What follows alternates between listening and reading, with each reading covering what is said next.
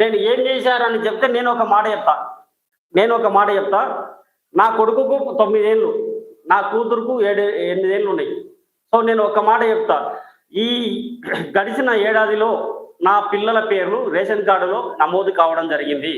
నాలా నా అంటే ఆ రేషన్ కార్డులో నా పిల్లలు 8 సంవత్సరాలు లేరింక. అంటే గత ప్రభుత్వం ఒక్క రేషన్ కార్డు ఇయ్యలే.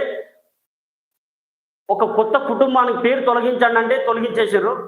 కానీ ఇంట్లో ఉన్న కుటుంబ సభ్యులు రేషన్ కార్డులో నమోదు కాలేదు. అంటే వాళ్ళ ఇంట్లో ఉన్న కనిపించడమే తప్ప ప్రభుత్వ పరంగా కనిపిస్తున్నట్టు లెక్క లేదు వాళ్ళకు.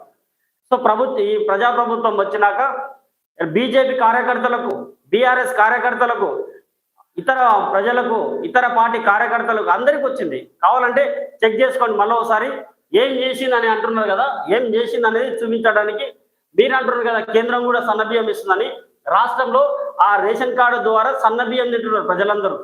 ప్రతి ఉద్యోగి ప్రతి నెల, ప్రతి సామాన్య ప్రజలు కరెంట్ ఆఫీస్కి వెళ్ళి 800-900 వరకు కరెంటు బిల్లు కట్టేవారు లైన్లో నిలబడి.